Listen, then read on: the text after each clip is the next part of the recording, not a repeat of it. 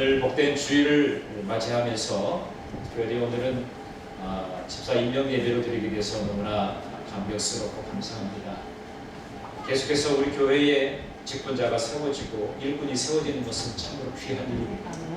이 교회가 앞으로 해야 될 일이 참 많고 이 지역에 주님의 그 사랑을 전하는 영분으로 귀하게 쓰임받도록 여러분 날마다 격려해 주시고 축복해 주시기를 간절히 바랍니다. 오늘 제가 어떤 말씀을 함께 우리 성도들과 나눌까 하다가 창세기 12장에 나오는 아브라함의 그 신앙을 통해서 절대적인 신앙의 소유자가 되었으면 좋겠다, 그런 마음을 가지고 말씀을 준비했습니다. 오늘 이 말씀을 통해서 주께서 우리에게 요청하고 계신 것이 무엇인지를 발견할 수 있는 저와 여러분 모두가 되시기를 간절히 바랍니다. 창세기에는 여러 위대한 인물들이 등장합니다. 많은 인물들 가운데 가장 대표적으로 우리가 가장 많이 언급하는 인물 중에 하나가 아브라함일 것입니다. 그 아브라함의 신앙을 통해서 우리는 무엇을 오늘 이 시대 가운데에서 우리가 교훈으로 삼아야 될지를 우리가 함께 살펴보기를 원합니다. 아브라함에 관한 내용은 창세기 12장부터 25장 18절까지 장장 18장에 걸친 많은 분량을 소화하면서 아브라함을 소개합니다. 그의 행적과 그의 삶의 태도를 통해서 과연 우리는 어떠한 모습으로 주님 앞에 쓰임받는 도구가 되어야 될지 그것을 함께 나누기를 바랍니다. 창세기를 나누면 크게 세 가지의 시대로 나눕니다. 창조시대, 타락시대, 그리고 족장시대입니다. 특별히 족장시대에는 여러 족장들이 나오죠. 그 대표적인 주자가 아브라함입니다. 이 아브라함은 믿음의 사람이었습니다. 그리고 이삭은 순종의 사람이었습니다. 그리고 야곱은 은혜의 사람이었고 또 요셉은 은혜의 사람이었습니다. 이러한 인물들을 통해서 하나님은 하나님의 구원 역사를 이루어 가신 것을 우리가 볼 수 있습니다. 그리고 후대에 이 복음이 전파되어지고 또 많은 영혼들이 복을 받을 수 있는 그 복의 근원으로 그들을 통하여 일하신 것을 우리가 볼 수가 있습니다. 특별히 아브라함의 생애를 통해서 하나님은 그에게 세 가지의 중요한 말씀을 하셨습니다. 여러분 이것은 꼭 기억하시기 바랍니다. 하나님이 아브라함에게 뭐라고 말씀하셨는가? 첫 번째는 내가 내게 지시할 땅으로 가라고 말씀하셨습니다. 하나님은 그를 부르셨습니다. 그리고 그로 하여금 가라고 말씀하셨습니다. 이 우상 있는 곳을 떠나라고 그에게 말씀하셨습니다. 또 하나는 내가 너로 큰 민족을 이루겠다, 이스라엘 민족을 이루겠다고 하는 그런 엄청난 언약을 그에게 말씀하셨습니다. 또 하나는 땅의 모든 족속이 너로 인하여 복을 받을 것이다. 너는 그래서 복의 근원이 될 것이다. 그런 말씀을 주셨습니다. 여러분, 아브라함에게만 그런 복이 임하는 거 아니잖아요? 오늘 우리는 아브라함을 묵상하면서 하나님, 저에게도 주님이 우리에게 주신 사명의 자리에서 열심을 다하여 주의 복음 들고 나아가라고 할 때에 주님, 제가 복음을 들고 나가겠습니다. 복음을 들고 나가서 정말 저 우상의 그 소용돌이 가운데 빠져있는 저 영혼들을 구원으로 이끄는 일을 위해서 내가 귀하게 쓰임받는 자가 되겠습니다. 주님, 저로 하여금 민족을 이룰 수 있는 그런 비전을 허락하여 주옵소서. 지경이 넓어지고 내 믿음의 배포가 크고 또 대장부와 같은 그러한 믿음을 가지고 그래서 민족을 이루는 주님의 일꾼 되게 하여 주옵소서. 그런 비전을 여러분 주시기 바랍니다. 또 하나는 복의 근원지가 바로 나로부터 시작되게 하여 주옵소서. 내가 축복하는 자가 복을 받고 또 내가 격려하고 위로하는 자가 주님의 은혜와 사랑을 경험하게 되는 놀라운 역사가 일어나게 하여 주옵소서. 그러한 열망을 받으시고 오늘 아브라함을 만날 수 있게 되기를 간절히 바랍니다. 그래서 아브라함은 믿음으로 하나님께서 지시한 땅으로 가셨습니다. 또 믿음으로 할례를 행하였습니다. 또 믿음으로 아들을 번제로 드리는 그런 모습을 볼 수가 있었습니다. 그의 신앙을 가만히 들여다보면 절대적으로 하나님을 추구하는 인생이었다는 것을 볼 수 있습니다. 절대적으로. 그는 사람의 눈치를 보지 않았습니다. 주위 배경이나 환경 때문에 자기가 하나님의 말씀에 이것저것 분별하거나 살피거나 따지거나 묻거나 하지 않았다는 것이죠. 그의 신앙을 추적해보면 우리가 얼마나 절대적으로 하나님을 의지하는 자였는가라고 하는 것을 볼 수가 있습니다. 그의 절대적인 신앙 속에서 우리는 무엇을 발견할 수 있는가? 첫 번째로 그는 절대적인 순종의 사람이었습니다. 1절과 4절의 말씀을 통해서 우리가 볼 수 있는데, 자 1절을 함께 보시겠습니다. 1절 12장 1절의 말씀 함께 읽어보겠습니다. 시작. 여호와께서 아브라함에게 이르시되 너는 너의 고향과 친척과 아버지의 집을 떠나 내가 내게 보여줄 땅으로 가라. 자 4절 말씀을 읽습니다. 시작. 이에 아브라함이 여호와의 말씀을 따라갔고 롯도 그와 함께 갔으며 아브라함이 하란을 떠날 때에 75세였다. 아멘. 자 여기 4절 말씀에서 아주 중요한 말씀이 나오죠. 여호와의 말씀을 따라갔다. 하나님이 말씀하신 그 말씀을 따라가는 인생이 아브라함의 인생이었습니다. 다른 것을 따르지 않았습니다. 세상의 문화나 세상의 배경이나 세상에 되어져가는 모든 풍습이나 세상의 유행을 따르지 않았습니다. 아브라함은 온전히 하나님의 말씀을 따라갔다고 했습니다. 하나님의 말씀을 따르는 인생. 여러분, 아브라함이 하나님께로부터 부름을 받고 그 말씀을 따라갈 때 나이가 몇 살이었다고 했어요? 75세였어요. 여러분 75세가 되면 우리 어르신들도 계신데 75세가 되면 뭔가 새로운 땅을 향해서 개척하려고 하는 마음보다는 그냥 있는 것이 좋아요. 변화시켜요. 그냥 거기서 그냥 안주하는 것을 원하지 새로운 땅을 향해서 달려가는 것은 쉬운 일이 아닙니다. 내가 이때까지 다듬어 놓은 그런 배경이나 그 땅이 있는데 그것을 넘어서 새로운 곳으로 간다는 것, 새로운 미개척 분야에 나아가서 땅을 받는다는 것은 정말로 어려운 일이에요. 정말 쉬운 일이 아닙니다. 그러나 아브라함은 말씀을 따라갔다고 했어요. 저는 여기서 아브라함의 절대적으로 순종하는 그 믿음을 봅니다. 제가 전에 있었던 교회에 지금 이제 원로 목사님 계셨는데 그 목사님이 97년도에 지금의 그 교회를 건축을 하셨어요. 복음을 그때 하셨는데 사실 그때 이제 지나서 얼마 후면은 은퇴를 앞에 두고 있는 상황이었어요. 목사님도 이제 은퇴를 앞에 두고 있으면 이제 편안하게 이제 내가 조금 교인들로부터 이제 좀 위로를 받고 이제 좀 평안하게 있다가 잘 은퇴하는 것을 꿈꿀 거예요. 근데 그 목사님은 새로운 변화가 앞으로 있을 것이다. 그래서 그 지역이 정말 달동네였어요. 제가 2002년도에 그 교회에 부목사로 제가 갔었을 때만 해도 그 위의 지역이 이제 달동네가 이제 부서지면서 새로운 변화를 이제 하려고 하는 그런 시점에 놓여 있었어요. 조그만 집들이 막 총총총총 있는 그러한 집들로 빼곡한 곳. 그래서 매년 12월 달만 되면 달동네가 나오면 항상 어김없이 나오는 동네가 그 동네였었어요.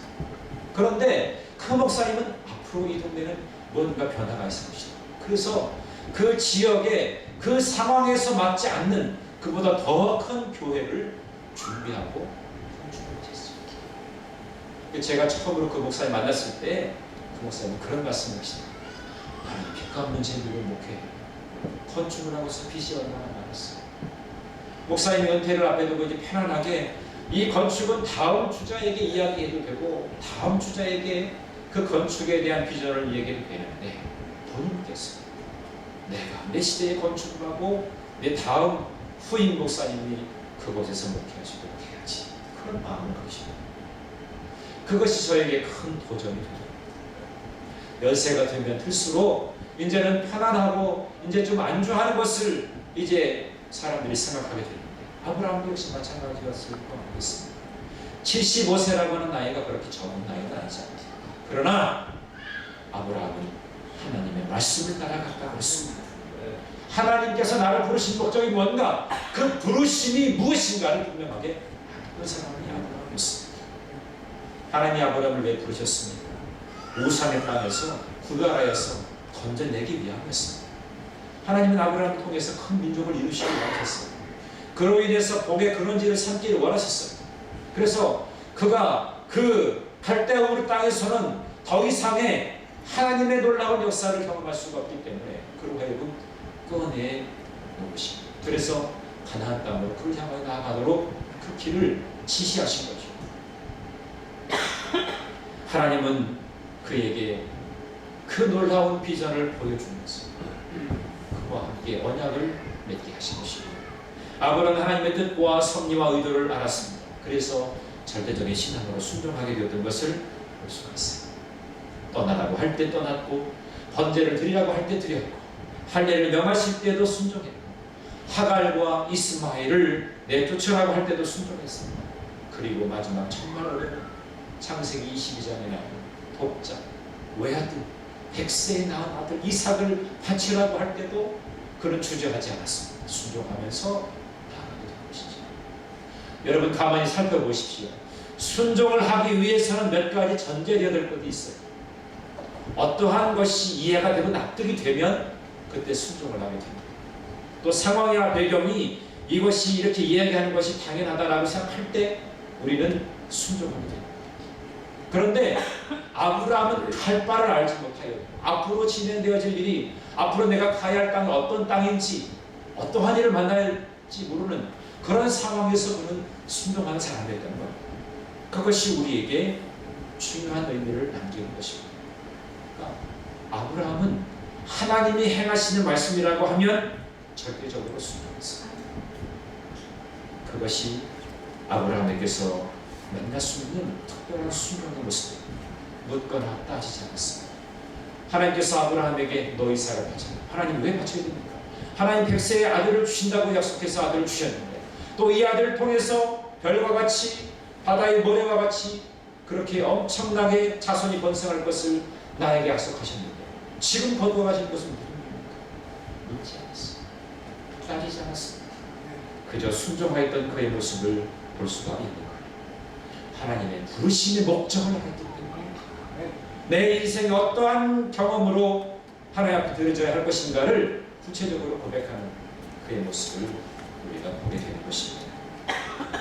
히브리서 11장 8절에 이렇게 말씀합니다. 믿음으로 아브라함은 부르심을 받았을 때에 순종하여 장래의 유업으로 받을 땅에 나아갈 때 갈 바를 알지 못하고 나아갔습니다. 갈 바를 알지 못하고 나아갔습니다. 내가 가는 그곳이 어떠한 곳인지, 누가 나를 만날 것인지, 내가 어떤 일을 해야 될지 갈 바를 몰랐습니다. 그러나 하나님이 지시하셨기 때문에 그는 가게 되었다는 사실이에요.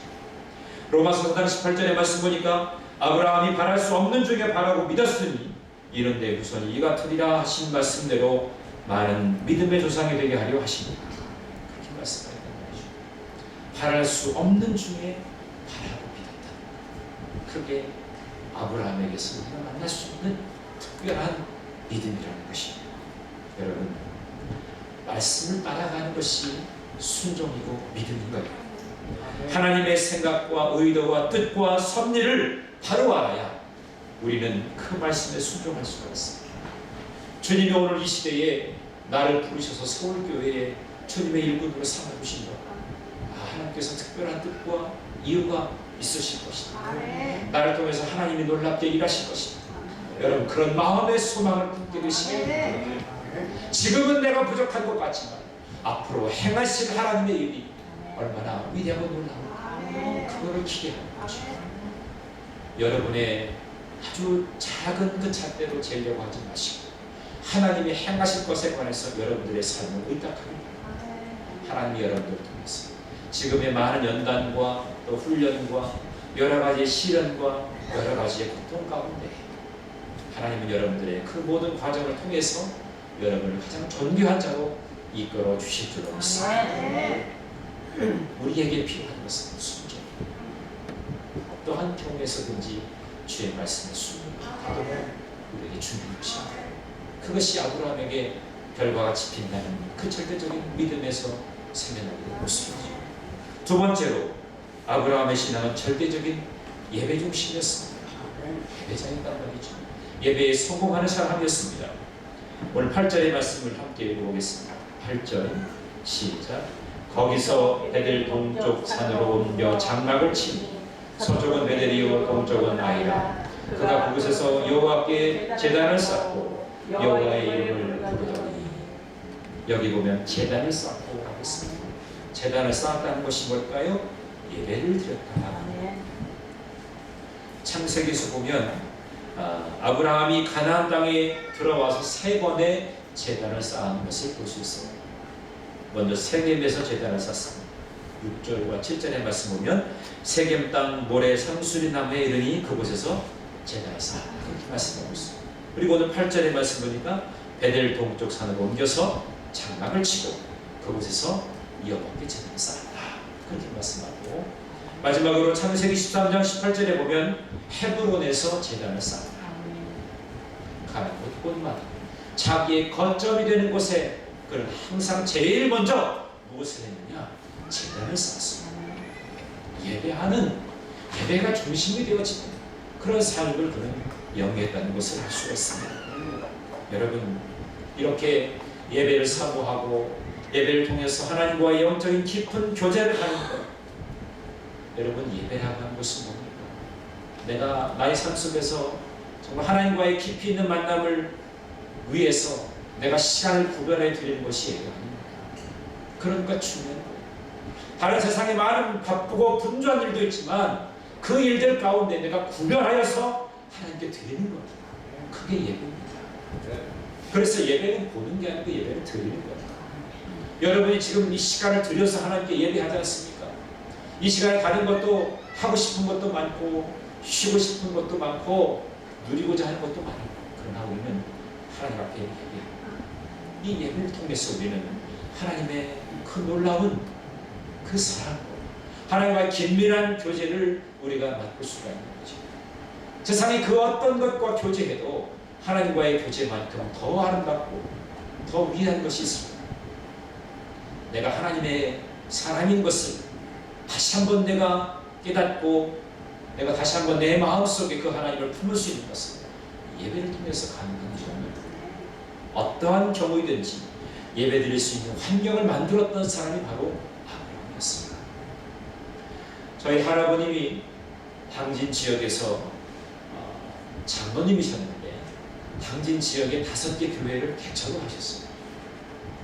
개척을 하셨는데 그 당시에는 신학을 공부한 목사님들이 많이 있지 않으셨어요. 그래서 우리 할아버님이 교회를 5군데를 개척을 하시고 순회하면서 예배를 인도했어요. 그러니까 워낙 멀고 그러다 보니까 한 곳에 모이기가 어려워서 조그만 교회들, 그렇게 교회를 건축을 하시고 그곳에 다니시면서 예배를 인도하셨어요. 근데 지금은 그 교회들이 크게 번성을 하고 크게 성장하고 부흥을 했어요. 그 대표적인 교회는 기지시 강림교회가 저희 할아버님이 개척한 그 교회, 송악도 또 이런 몇 가지 교회가 이렇게 잘 건강하게 세워졌던 것을 볼 수 있어요.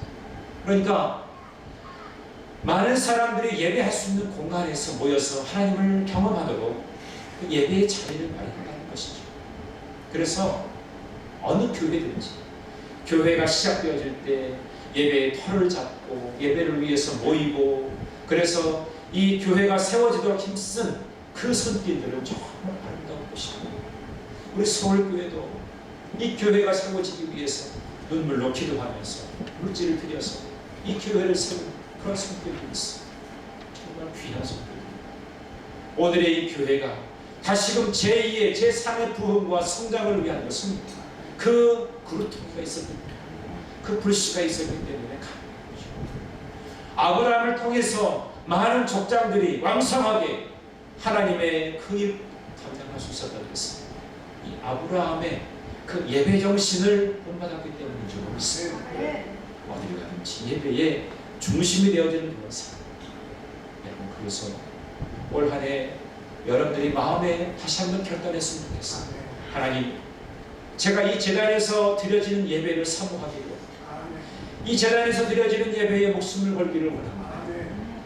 여러분, 교회의 부흥은 저절로 되어지는 것이 아니라 예배의 생명을 거는 자들, 예배에 목숨을 걸고 사모하는 영혼을 통해서 이루어지게 되는 줄로 믿습니다.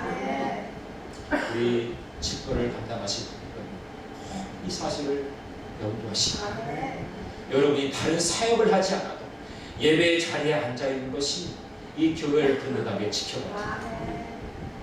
그런데 여러분 바깥에서 사역을 많이 하셔도 이 재단에서 여러분이 엎드려서 기도하지 아니하면 영향을 나타나지 않습니다. 처음 온 사람이 왔다가도 텅 빈 그 자리를 보면서 왠지 이 교회가 쓸쓸하다.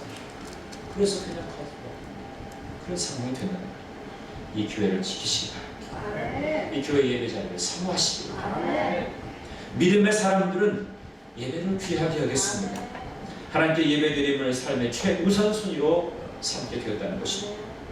우리와 똑같이 그 믿음의 사람들도 때로는 연약한 사람들로 실수도 하고 죄를 범하기도 하고 하나님 마음을 아프게 하였습니다. 그러나 그들을 복되게 하셨고 삶의 형통함으로 인도하게 된 결정적인 계기는 뭐냐? 그들은 예배의 목숨을 걸었다. 예배를 통해서 하나님과의 긴밀한 소통이 이루어지는 장이 항상 열려 있었다는 것입니다. 하나님께 우리가 온 마음과 정성으로 드려야 할 그 예배를 우리가 우습게 생각합니다. 하나님은 우리를 우습게 생각하세요. 여러분이 그 예배를 정말 소중히 여기고 그 예배에 내 삶의 중심을 맞추겠다라고 하는 마음의 결단을 갖고 있으면 하나님은 여러분의 삶을 붙드신다. 여러분의 삶을 주장하신다.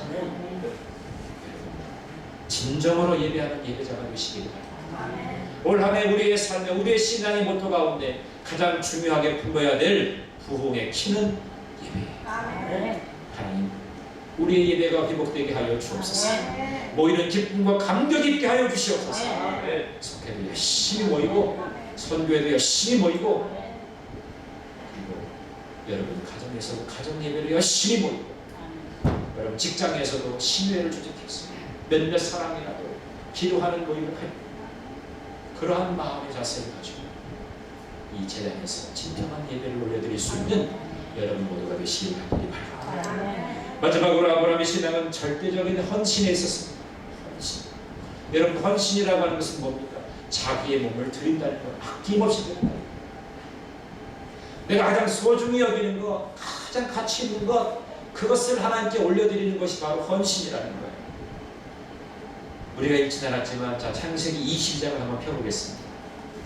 창세기 22장 2절 말씀을 함께 읽어보겠습니다. 창세기 22장 2절 말씀 우리 함께 읽어보겠습니다. 시작. 여호와께서 이르시되 내 아들 내 사랑하는 독자 이삭을 데리고 모리아 땅으로 가서 내가 내게 일러준 산 거기서 그를 번제로 드리라. 자, 여러 가지 다른 내용들은 아브라함이 잘 견뎌왔는데 22장에 이어서 가장 큰 시련을 만나게 됩니다. 가장 사랑하고 아꼈던 여러 가지의 것들 중에 100세에 낳은 이 아들 이삭, 이 이삭을 번제로 드리라고 하는 하나님의 말씀을 듣습니다. 아브라함은 이때까지 영적인 복을 또 가정의 복을, 물질의 복을, 자손의 복을 받았습니다. 그러나 이제 마지막 정말 중요한 시험 앞에 놓여있는 인생입니다. 이때 아브라함의 나이는 115세 정도 되었습니다. 그리고 이삭의 나이가 15세쯤 되었습니다. 이 아이에게 설득을 하고 이 아이로 하여금 하나님께 올려드릴 수 있는 번제로 드리기 위해서는 여러 가지 헤쳐나가야 될 것들이 참 많았어요. 근데 이 말씀이 이 아브라함에게 떨어지자마자 그 3절의 말씀 보십시오. 아브라함이 아침에 일찍이 일어나. 여러분, 아브라함은 주저하거나 근심하거나 염려하지 않았어요. 근심하고 주저하고 염려했다면 아침에 일찍 일어날 수 있겠습니까? 밤새도록 밤을 꼬박 새면서 아마 부시시하게 눈 뜬 것이 아마 저부터이지 않았겠습니까? 일찍 일어난다는 것은 뭡니까? 하나님 말씀을 받고 일찍 그 일을 실행하기 위해서 일찍 일어나게 된 거예요. 그리고서 종들과 이제 이삭을 데리고서 모리아 산에 번제로 들기 위해서 떠나게 된 것을 볼 수 있습니다. 얼마나 가슴에 무거운 짐이 있었을 거예요. 하나님께서 주시겠다고 약속하신 그 아들이 바로 지금 내 손에 지금 이제는 번제물로 하나님께 올려드리기 위한 제물이 되어서 이제는 하나님께 드려져야 할 재물이었다는 사실, 얼마나 고통스럽고 눈물겨운 그런 일이었습니다.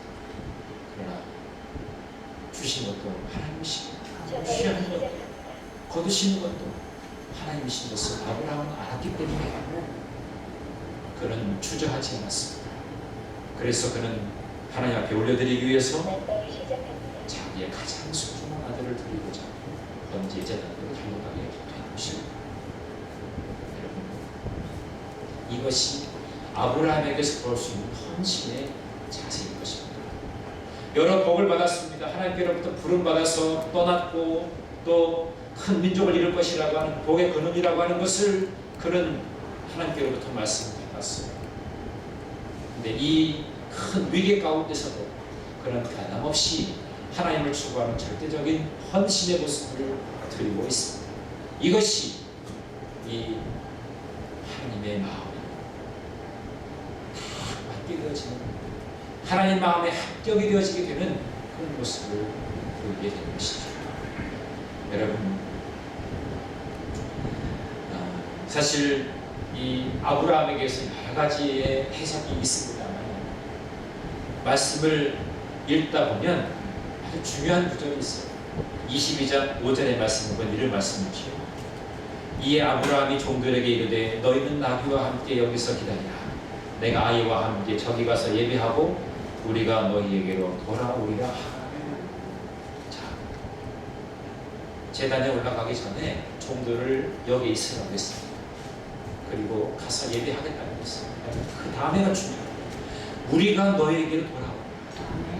여러분, 우리라고 하는 것은 뭡니까? 나하고 이삭이 다시 돌아오겠다. 지금 아들을 번대드리면 이제 자기 혼자 돌아와야 되잖아요. 그러면 맞는 것이 저기 가서 예배하고 내가 너희에게로 돌아오라. 이게 맞아요. 근데 우리가 너희에게로 돌아오라. 헌신되어진 자에게 믿음의 선포가 있었다. 8절 말씀 보십시오. 아브라함이 이르되 내 아들아 번제할 어린 양은 하나님이 자기를 위하여 친히 준비하십니다 하고 두 사람이 함께 나아가서 하나님이 미리 예비하셨을 거라고 하는 믿음이 있었어요. 헌신된 자에게 이러한 믿음의 그 모습이 하나님의 마음에 감동이 되었어요. 하나님은 그 입술의 고백처럼 그렇게 예비하신 그런 순양을 주셨어요. 그래서 너와 이래라. 하나님께서 미리 준비하셨다. 라는 말씀을 드리고 여러분, 우리가 하나님 앞에 헌신을 결단하지 않습니까? 그러면 하나님은 여호와 이레로 준비하신 줄로 믿습니다. 하나님은 미리 준비하시는 거예요. 여러분의 믿음의 선포를 통해서 하나님은 미리 준비하신다. 가장 귀한 것을 여러분을 통해서 준비하시길 바랍니다. 오늘 여호와 이레 하나님이 여러분의 헌신된 그 마음에 여러분에게 베풀어 주시는 이 말씀을 기억하시기 바랍니다. 여러분, 믿음의 사람은 믿음의 영향력을 줍니다. 믿음의 사람이었던 아브라함은 절대적인 신앙의 사람이었고 순종과 또 예배와 헌신의 사람이었습니다. 그 세 가지의 절대적인 그 신앙을 통해서 하나님을 감동케 하는 훌륭한 인물이 되었던 것을 볼 수 있습니다. 오늘 여러분, 저와 여러분이 이 아브라함과 같은 그런 절대적인 믿음 모습을 하길 바랍니다. 절대적인 순종과 절대적인 예배자 그리고 절대적인 그러한 헌신의 사람이 되어서 하나님의 큰 역사를 이루어드리는 신실한 주님의 일꾼이 되시기를 주님의 이름으로 간절히 축원합니다. 여러분, 때로는 거친 환경과 주변에 어려움이 엄습할 때도 있습니다. 성령의 도우심을 부르시기 바랍니다. 우리가 절대적인 순종과 예배로 절대적인 헌신을 결단하게 되면 그 어떤 것이 여러분을 해치 못할 것입니다. 하늘에 속한 신령한 복은 오늘 저와 여러분에게 임하게 될 것입니다. 주님 말씀하시면 내가 나아가겠습니다. 주님이 멈추라고 하면 내가 멈추겠습니다. 그러한 믿음의 결단으로 아브라함의 신앙을 붙여서 더 존귀하게 여러분의 생애가 열려지게 됩니다.